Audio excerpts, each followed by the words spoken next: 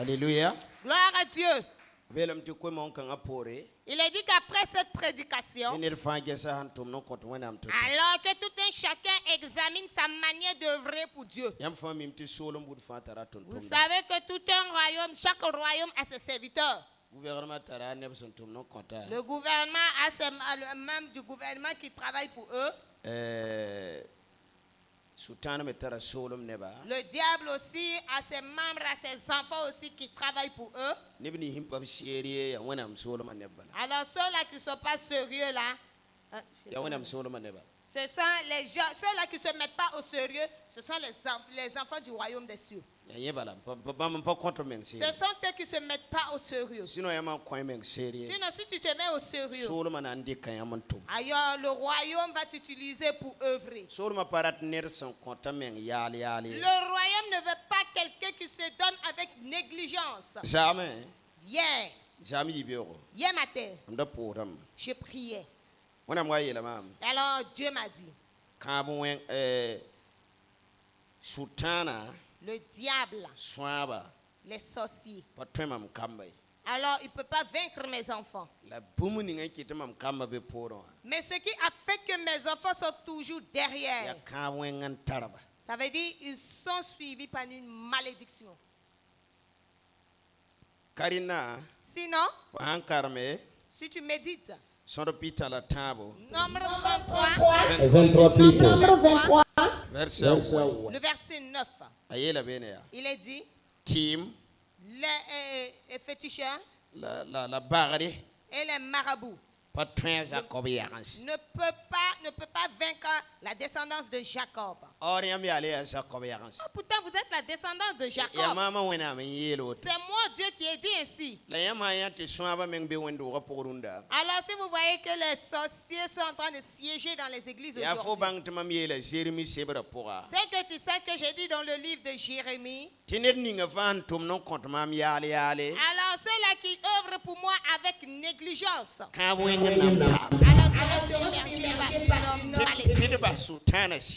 de laisser le diable tranquille à sa place. C'est nous qui œuvrons avec négligence. Voilà pourquoi la malédiction surgit sur nous. Sinon lui-même il a dit à Jacob, il a dit les enfants d'Israël, alors ils ne seront pas détruits par la sorcellerie. Qui est un nombre 23, 19. Alléluia. Amen. Méditez-le pour moi. Ou soit peut-être que Dieu est menteur. Ou soit Dieu est un Dieu de vérité. Il a dit. Alors les féticheurs ne peuvent pas détruire la descendance de Jacob. Nombre 23, verset 19.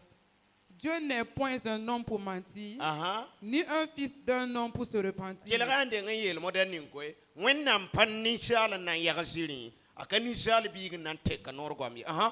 Ce qu'il a dit, ne le fera-t-il pas? Ce qu'il a déclaré, ne l'exécutera-t-il pas? Voici, j'ai reçu l'ordre de bénir. Il a béni, je ne le révoquerai point. Il n'aperçoit point d'iniquité en Jacob. Il ne voit point d'injustice en Israël. L'Éternel, son Dieu, est avec lui. Il est son roi, l'objet de son allégresse. Alléluia. Verset 16. L'Éternel vint au-devant de Balaam. Il mit des paroles dans sa bouche et dit, retourne vers Balak et tu lui parleras ainsi. Il retourna vers lui et voici, Balak se tenait près de son holocauste avec les chefs de Moab. Balak lui dit, qu'est-ce que l'Éternel a dit? Verset 18. Balaam prononça son oracle et dit, lève-toi, Balak, écoute, prête-moi l'oreille, fils de Tippor. Amen. Amen. Amen. Venez au verset 9, je vais vous expliquer quelque chose. Verset 9. Je le vois du sommet des rochers, je le contemple du haut des collines. C'est un peuple qui a sa demeure à part et qui ne fait point partie des nations. Verset 10. Qui peut compter la poussière de Jacob et dit le nombre du quart d'Israël, que je meure de la mort des justes et que ma fin soit semblable à la leur. Balak dit à Balaam, verset 11, que m'as-tu fait? Je t'ai pris pour maudire mon ennemi et voici tu le bénis. C'est une puissance qui a permis à Balak de bénir. Il ne peut pas maudire. Balaam était un charlatan. Et on l'a invoqué, appelé pour qu'il vienne maudire Israël.